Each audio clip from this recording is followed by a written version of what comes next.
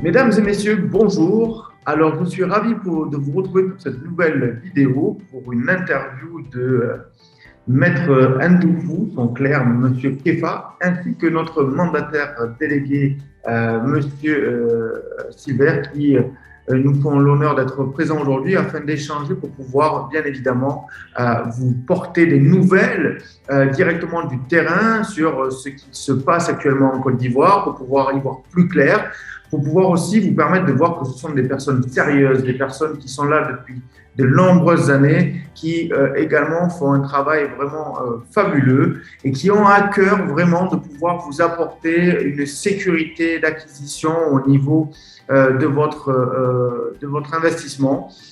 Ils font tout pour pouvoir vérifier tous les tenants et les aboutissants sous tous les angles. C'est pour ça qu'ils vont vous expliquer tout ça. Ça peut paraître des choses qui paraissent un peu longues dans les délais, mais qui sont nécessaires. Ils sont conscients que ce sont des investisseurs qui viennent de l'étranger pour pouvoir se positionner en Côte d'Ivoire. Donc, ils veulent vraiment faire les choses bien, que les personnes fassent une acquisition en toute sérénité, dans les meilleures conditions et qu'ils soient tranquilles pour les années à venir. Donc, je les retrouve tout de suite et on va voir avec eux ce qu'il en est. Alors, bonjour, Maître Ndoufou, Monsieur Kefa et Monsieur Silver. Donc, je suis ravi d'être avec vous aujourd'hui. Un plaisir de pouvoir échanger, de pouvoir justement partager avec notre communauté cette expertise et cette expérience que vous avez, cette visibilité sur le terrain. Je n'ai pas eu encore le plaisir de venir vous rencontrer physiquement, mais j'espère que ça ne saurait tarder. Alors, Maître Ndoufou, pourrions-nous avoir de votre part une vision, une analyse par rapport à toutes ces démarches administratives, puisque c'est votre côté en fait juridique et administratif qui va nous éclaircir, puisque effectivement c'est la nécessité, c'est d'avoir vraiment une acquisition qui soit carrée sur cet angle-là, pour qu'après, bien évidemment, nos équipes de maîtres d'ouvrage et de construction puissent faire le travail en toute tranquillité et que nos investisseurs, bien évidemment, puissent acheter en toute sérénité. Alors, Maître Ndoufou, que pouvez-vous nous dire par rapport à cela? Quand le terrain qui vous intéresse est en phase d'être pris en compte par le droit positif. Et en début de la procédure pour être pris en compte par le droit positif, comme on le dit communément chez nous. Alors, les terres existent physiquement, mais ne sont pas forcément, en termes de réglementation, ne sont pas forcément dans des phases achevées. Il peut s'agir de phases achevées, donc de droits réels totalement installés, où celui qui vous vend est pleinement propriétaire, avec des droits inscrits, le droit réel inscrit à la conservation foncière. Le système est à peu près le même que chez vous, qu'en France, gouverné par une conservation foncière qui est la structure, l'administration qui gère les droits immobiliers. C'est à peu près la même chose, mais nous avons chez nous des domaines qui sont là physiquement, mais qui ne sont pas encore pris en compte par le droit positif. Et lorsque vous êtes intéressé, vous intéressez et que vous mettez l'accent sur un choix bien précis que vous avez fait, il s'agit en ce moment-là de lancer la procédure et de partir du début, de l'inscrire dans une procédure pour qu'à terme, ces droits soient reconnus et vous soient transférés. Alors, votre choix ici se situe dans cette dernière catégorie. Parce qu'on a choisi Saabo. On s'est positionné donc du coup sur Saabo, qui est la zone urbaine, justement, par rapport à cela. Nous sommes obligés de demander, par exemple, un avis de certitude, pour savoir si votre projet il ne concerne pas une parcelle sur laquelle l'État a de la convoitise. Bien sûr, ça c'est normal, tout à fait, bien sûr. Or, si nous étions dans une procédure achevée, avec des droits réels totalement établis, il suffisait simplement de vous transférer ces droits réels. Si c'est plus court, c'est plus court et à l'inverse, la procédure que nous sommes en train d'emprunter, il nous faudra de la patience. Alors, ce genre de choix existe et courant. Le choix sur des domaines pour lesquels la procédure n'est pas encore totalement aboutie ou n'est pas encore aboutie, ces choix existent. Ici, je vous demanderai donc, là, d'ores et déjà, d'avoir de la patience. On prend les choses à leur tout début. Voilà ce que je peux vous dire. Nous avons la chance d'avoir des droits, d'avoir un système légal qui permet facilement les transferts de propriété, qui n'exerce pas beaucoup de contraintes sur les transferts de propriété. Et donc, les structures qui viennent de l'étranger peuvent facilement bénéficier des procédures légales pour se voir attribuer, se voir... Oui, une fois qu'on aura reçu cet avis de servitude, nous pourrons prétendre à une signature pour venir nous déplacer pour venir signer le terrain? D'accord, oui. L'avis de servitude est déterminant dans ce genre dans cette configuration. Mais une fois qu'on a eu l'avis de servitude, puisque nous avons eu du coup l'avis de l'expert, le rapport de l'expert, etc. par rapport à la parcelle, on a le plan topographique du géomètre, il nous manque ce document d'avis de servitude. Une fois qu'on a réuni ce dernier document, est-ce que du coup il y a la possibilité de venir nous déplacer pour signer cet acte justement? Oui, je pense. Mais il faut qu'on fasse le tour parce qu'il y a une deuxième procédure qu'on utilise des fois, qui consiste à faire un avis de commodo incommodo pour interroger le voisinage pour savoir s'ils n'ont pas de vue sur le dossier, pour savoir si on peut adjoindre cette phase à la demande d'avis de servitude qui est en cours. Oui, ça serait bien pour gagner du temps. Pour gagner du temps, bien sûr. Voilà. Donc, une fois qu'on a ces deux documents, c'est-à-dire l'avis de servitude, puis l'interrogation du voisinage qui a pas de vue sur cette parcelle-là, on est bon et on peut faire la signature. Oui. Et il faut compter, habituellement, il faut compter à peu près combien de temps pour avoir une réponse par rapport à l'avis de servitude et l'interrogation du voisinage? L'avis de servitude est en cours. L'avis de servitude est en cours. Oui. La procédure de commodo incommodo. On pourrait espérer du coup que tout soit réglé d'ici la fin du mois de mars dans un idéal pour qu'on puisse venir début avril signer les documents définitifs. C'est ça. Parfait, super. C'est ça. Très bien, parfait. En tout cas, Maître, en tout cas, encore une fois, je le dis et je le répète, un grand merci pour votre professionnalisme, pour votre suivi. Encore un grand merci à Monsieur Kefa, comme je le disais, que je dérange souvent, le pauvre, mais qui est une personne de très grande qualité, qui fait un très très grand travail. Vraiment, encore bravo. Merci à Monsieur Silver aussi, qui fait un travail extraordinaire sur le terrain. Je sais que ce n'est pas évident ce qu'on demande. Sachez en tout cas qu'on est très très content de pouvoir venir mener à bien ce projet en Côte d'Ivoire. C'est vraiment un plaisir puisque Monsieur Pascal Guillon, qui connaît très bien Monsieur Silver, qui exerce en Afrique depuis très très longtemps, nous a parlé vraiment beaucoup de bien de la Côte d'Ivoire. Comme on l'a dit, je pense que ce qui a été trouvé comme terrain se prête complètement à ce qu'on souhaite faire, à des éco-villages, dans l'intégration de la nature, etc. Je pense aussi que de ce fait, nos investisseurs sont conscients que dans ce cas de figure, il faut qu'ils aient plus de patience parce que quand on veut un terrain qui soit reculé de la zone urbaine, ben, ça demande des spécificités qu'il faut accepter. Donc, on ne peut pas tout avoir.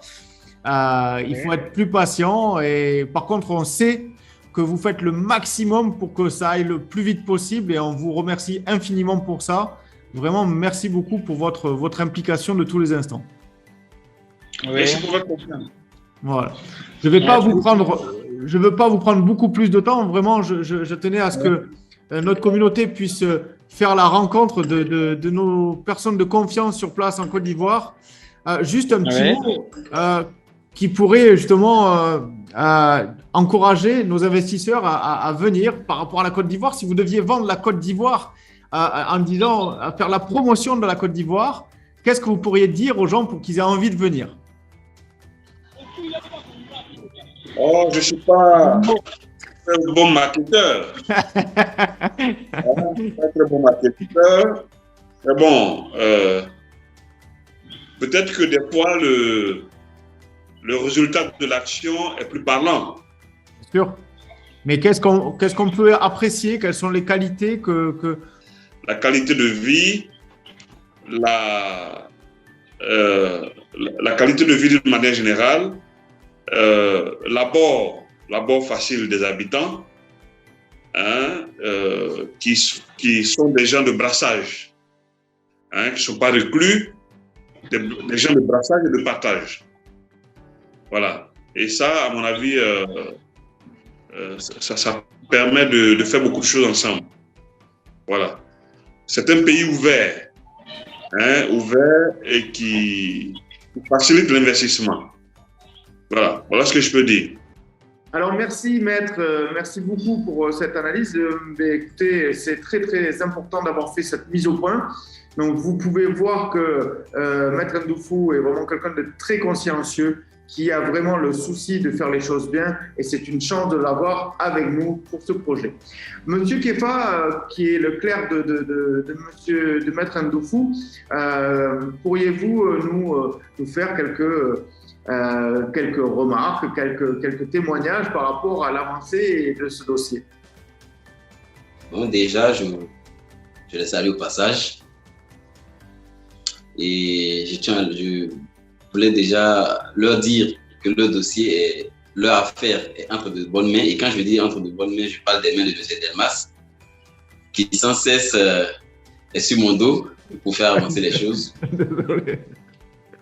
Mais c'est de bonne guerre parce que l'investissement à réaliser est énorme. Donc, il faut vraiment s'y mettre, quoi. Il faut mettre vraiment beaucoup de sérieux. Et nous, à l'étude de Maître Ndoufou, Maître nous enseigne sans cesse que les clients sont les trésors. Voilà. Donc, il faut les prendre avec qualité parce que les clients sont de qualité. Voilà. Et surtout, que c'est des clients expatriés, voilà, qui ne connaissent pas la Côte d'Ivoire. Il faut les prendre avec grand soin. Tout à fait. Le notaire, c'est la même qui déjà doit inspirer confiance. Et ça, en tout cas, vous la dégagez, cette confiance, déjà par votre disponibilité, par votre sérieux, votre professionnalisme. Je peux témoigner que vous faites le maximum à chaque fois pour me donner les réponses les plus rapides et les plus précises qui vous sont possibles de m'apporter. Et merci infiniment. Je sais que ce n'est pas toujours évident. Moi, j'en suis conscient que la situation de ce qu'on demande par rapport notamment à la nature du terrain, où on veut un espace privilégié, et dans la nature, ça demande des spécificités qui prennent un peu plus de temps.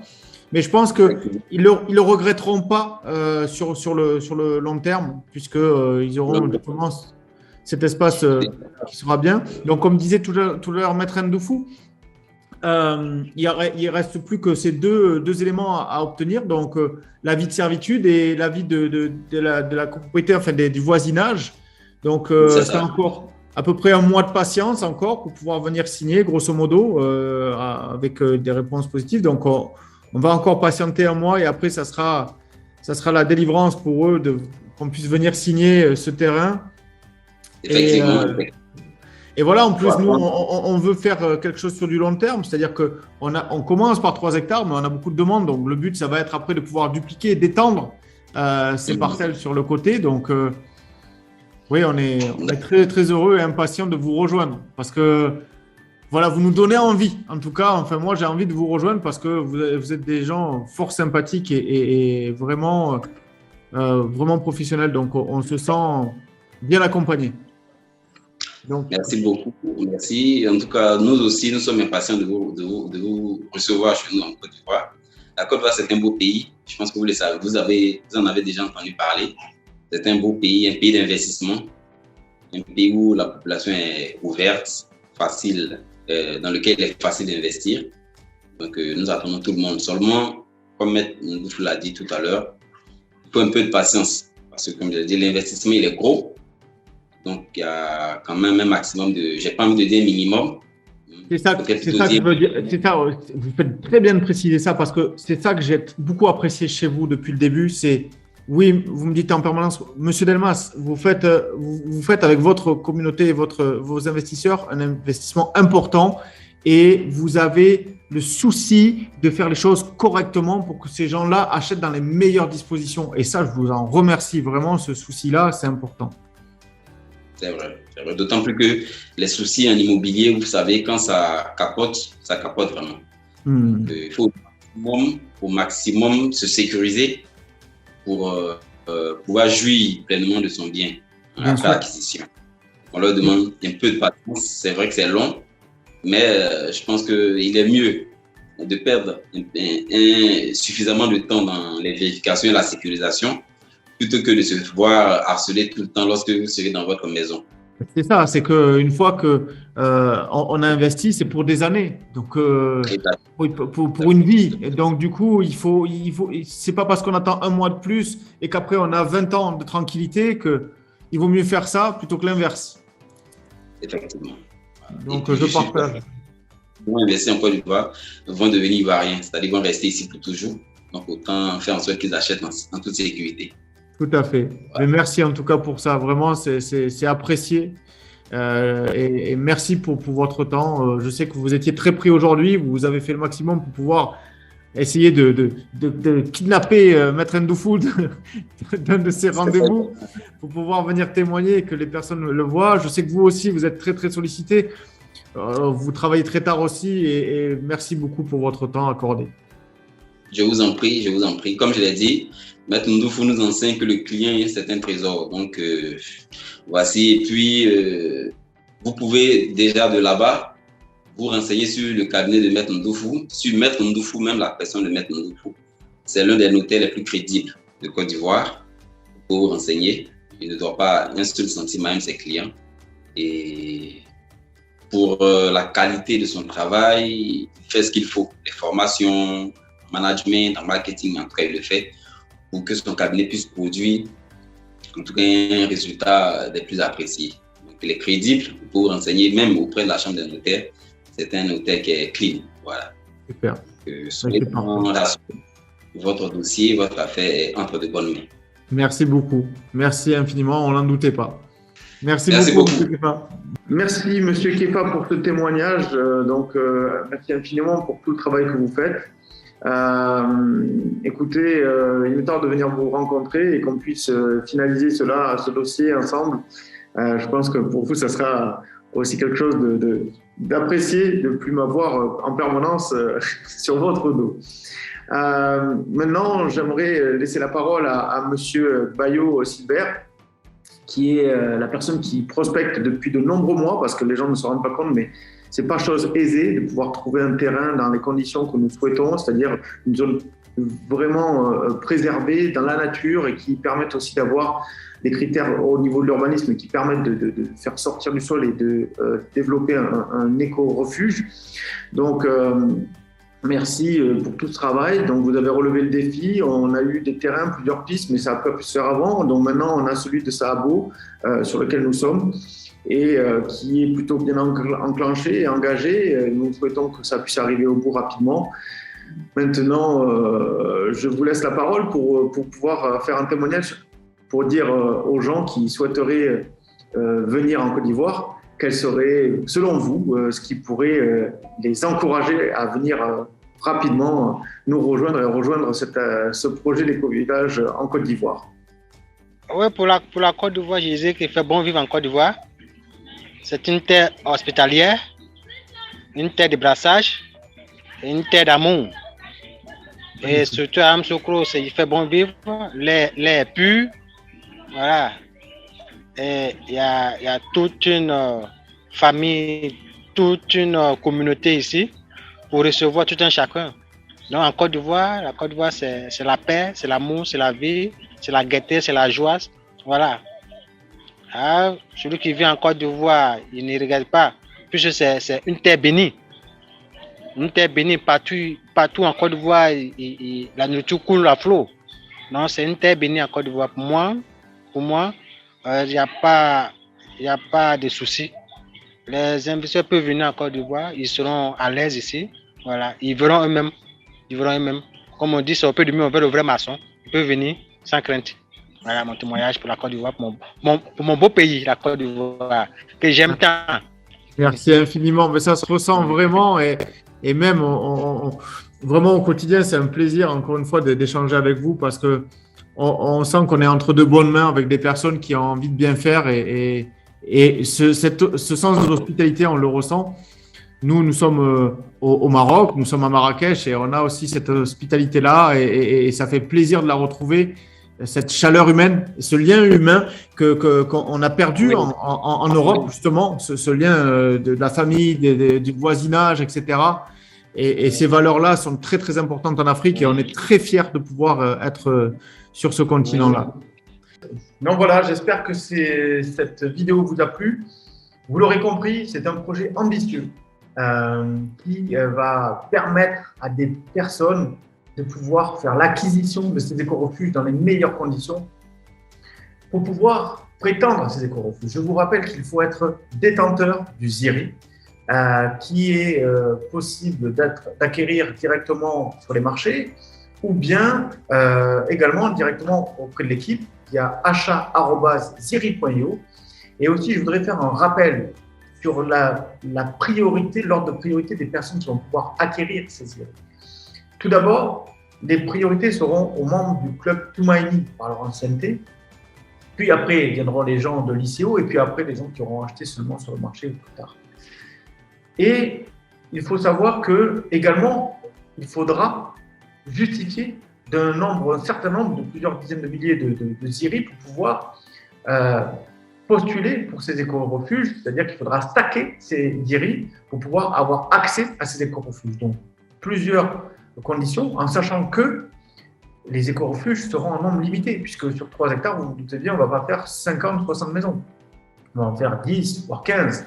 Donc, la chance sera donnée aux plus fidèles, aux plus audacieux et aux plus rapides pour pouvoir se positionner sur vraiment ces éco-refuges qui vont être de toute beauté.